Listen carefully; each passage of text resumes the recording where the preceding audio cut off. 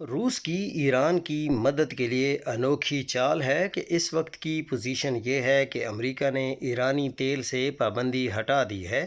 چین اپنا 40% تیل ایران سے خرید رہا ہے۔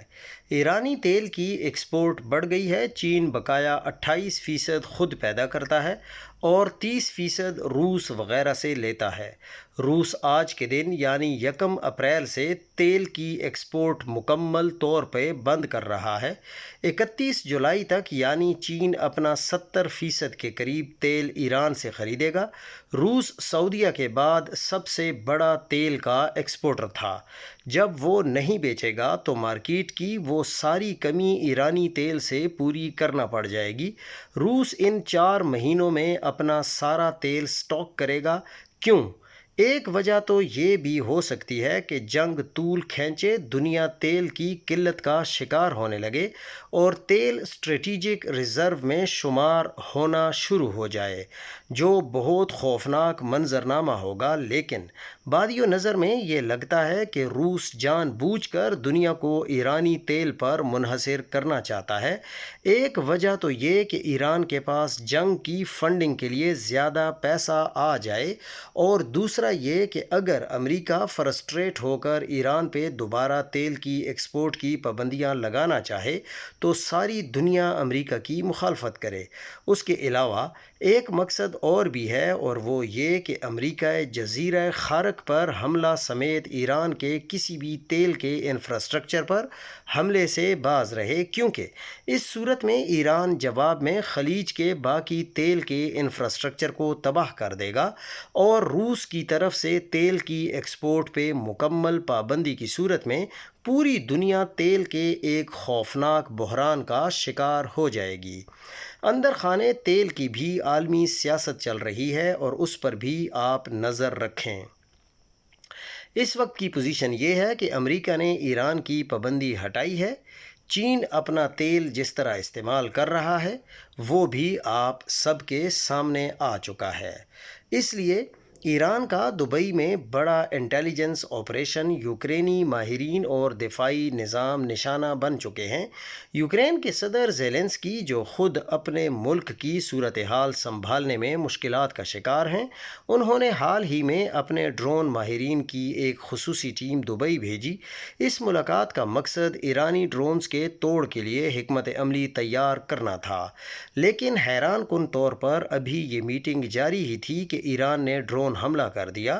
خاتم الانبیاء ایرانی فوجی ونگ کے مطابق ایران نے دبئی میں قائم یوکرینی اینٹی ڈرون سسٹم کے ڈیپو کو میزائلوں سے نشانہ بنایا ہے۔ حملے کے وقت وہاں 21 یوکرینی ماہرین موجود تھے، تاہم دبئی حکام نے ابھی تک ان کی حالت کے بارے میں کوئی باضابطہ بیان جاری نہیں کیا۔ اصل سوال یہ ہے کہ یہ معلومات ایران تک کیسے پہنچی؟ سب سے زیادہ تشویشناک بات یہ ہے کہ ایران کے پاس اتنی درست اور پن پوائنٹ معلومات کہاں سے آئی کہ میٹنگ کس جگہ ہو رہی ہے اور اینٹی ڈرون سسٹم کا ڈپو کہاں واقع ہے؟ کیا تمام ممالک میں ایرانی انٹیلیجنس کا جال بچھا ہوا ہے، یا روس اور چین اس کی پشت پناہی کر رہے ہیں؟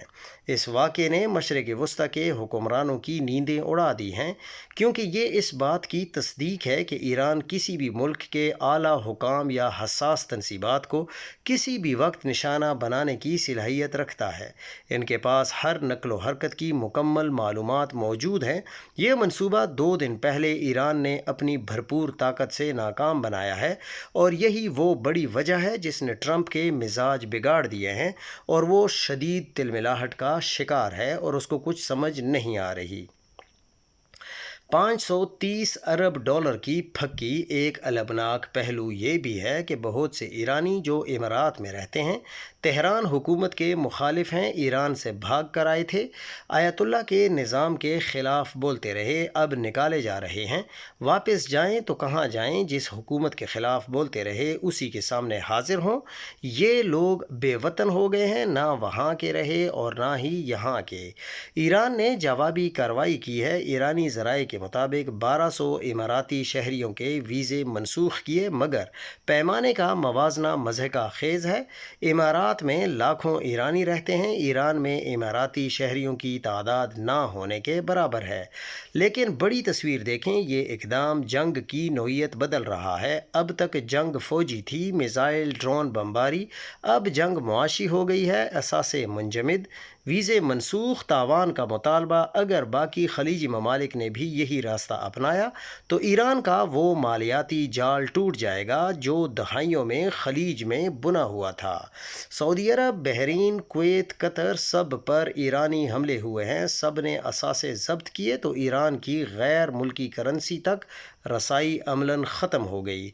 मगर एक और रुख भी है। ईरान के साबिक वज़ीर ख़ारजा मोहम्मद जवाद ज़रीफ़ ने लीक होने वाले पैगाम में इमारात पर हमलों की हिमायत की और कहा कि मुत्तहिदा अरब अमारात और इसराइल एक ही हैं। अली लारिजानी ने शहादत से पहले इस्लामी ममालिक को, ख़ास तौर पर इमारात को, सरजनिश की थी कि ईरान को छोड़कर अमरीका और इसराइल का साथ दे रहे हैं। तेहरान का इल्ज़ाम है कि 13 मार्च को जज़ीरा खारक पर अमरीकी हमले का नुक्ता आगाज़ इमारात था। इसीलिए इमारात की 3 बंदरगाहों से इनखला की हिदायत जारी हो चुकी हैं। बात सादा है कि जब बम गिरते हैं तो इमारातें टूटती हैं, और जब वीज़े मनसूख होते हैं तो ज़िंदगियाँ टूटती हैं।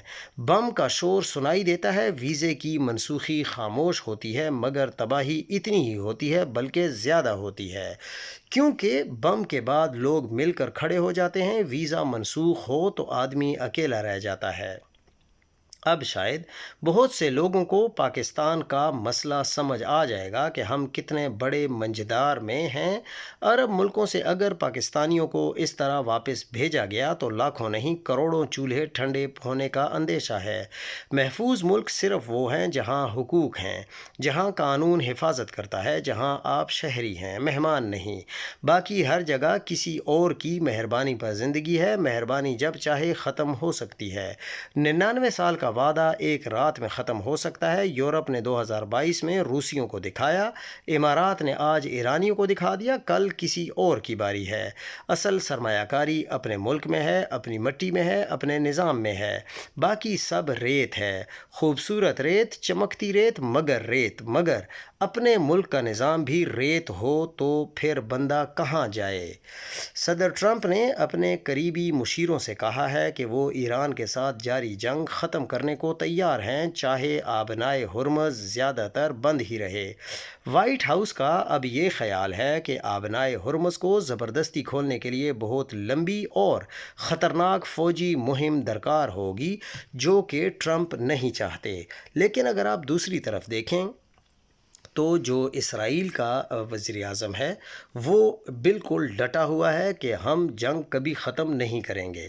इसके बजाय अमरीकी इंतज़ामिया का फ़ौरी हदफ ईरान की बहरिया, मिसाइल ज़ख़ीरे, दिफाई सनत और हमला और सलाहियत को शदीद नुकसान पहुँचाना है। उसके बाद तेहरान पर सिफारती दबाव डाला जाएगा ताकि वो शिपिंग दोबारा शुरू करने की इजाज़त दे। उसका मतलब ये है कि अमरीका आबनाए हुर्मज़ में मुकम्मल आज़ादी नेविगेशन बहाल किए बगैर भी अपने अहम जंगी अहदाफ हासिल करने का ऐलान कर सकता है। अगर सिफारतकारी नाकाम रही तो वाशिंगटन की उम्मीद है कि यूरोप और खलीजी ममालिक बाद में इस समंदरी रास्ते की हिफाजत का ज़्यादा बोझ उठाएंगे, ना कि अमरीका अकेले फौरी तौर पर।